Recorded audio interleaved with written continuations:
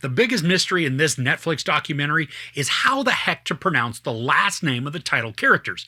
They're referred to as the Murdaughs, Murdaughs, Murdaughs, even Murtaughs. I'm not sure if this is ever going to be solved.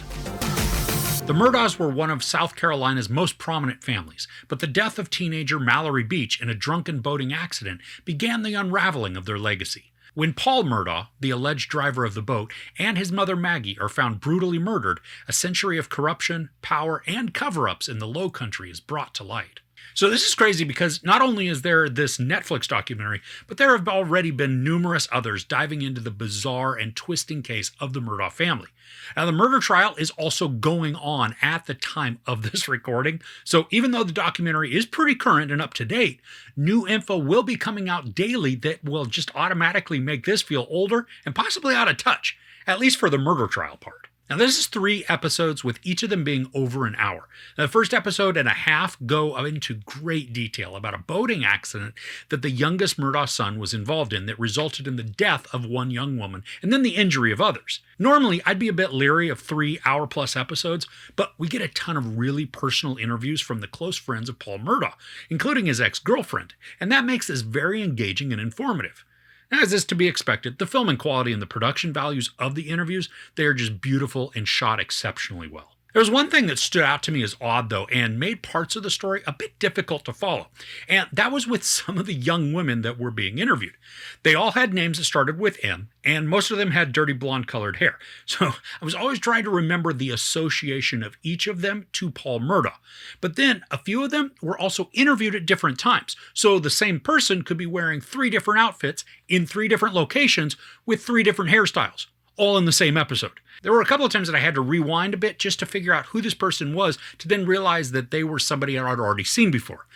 It would have been so much easier had they had their interviews done completely in one sitting, because that is what happened with at least one of the male friends, and he never changed outfits or locations. Now, I know that is a minor thing to everything, but it was a bit of a bother and even a head scratcher. The story that details the fateful events of the death of one of the friends, it's really well told and very in-depth, supported by surveillance footage, cell phone recordings, body cam footage, and then it's all recounted by several of those that were involved, and that gives a ton of weight and credence to their accounts. But interwoven through all of this is also the involvement and backstory of the Murdaugh family, how generations of the family have been involved in the legal world, and how powerful and even above the law they were in the community. Now, the accounts of people talking about how, after the accident, Paul Murdaugh's father and grandfather just got themselves involved, it made my skin crawl because of how evil and devious their actions were, all in the name of protecting family. And as drawn out as the first episode and a half may seem, it's kind of necessary to then transition into the chaos and upheaval that then erupts in the family's life, with also then a lot of history and previous sketchiness that's introduced into the story, letting us know what this family is really about. Now, I didn't know much about any of this case, other than there were some murders in the family and then a lot of suspicions thrown about, which then led to the father, Alec, even though his name is spelled like Alex and short for Alexander, but they all call him Alec, so go figure. I mean, I guess this just goes along with the rest of the confusion with pronouncing names. But anyway, this documentary, it did shed a ton of light on the entire case for me. I'm quite certain that not all of the info is going to be new, and in fact, a lot of it is probably already well known. But I think the personal interviews with so many of Paul's close friends, they do bring a new perspective to what went on, and hopefully also opens up the mystery a bit more. Now, the documentary does a really good job of showing what a troubled guy Paul Murdaugh was, and then really his entire family. There are events going back years that are highly suspicious, and yet were swept under the rug or not investigated properly simply because of what their last name was. Now, we're talking massive miscarriages of justice, all because someone decided that this family was powerful and influential.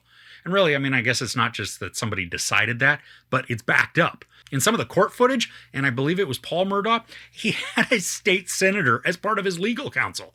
I'm pretty sure not everybody can call up their state senator and hire them to represent them in a trial.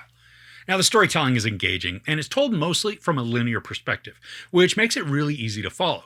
When the narrative does bounce around in the timeline a bit, everything is pretty well established, so it doesn't cause confusion or unnecessary frustration when trying to follow the facts. Now, the case plays out fairly unbelievably with a small trail of bodies that are all connected to the Murdaugh family in one way or another. The accounts are obviously heartbreaking, and while I think the documentary is trying to maintain a fairly neutral viewpoint, I walked away from this believing that the family's highly sketchy, and they function more like bullies with immense influence really than anything.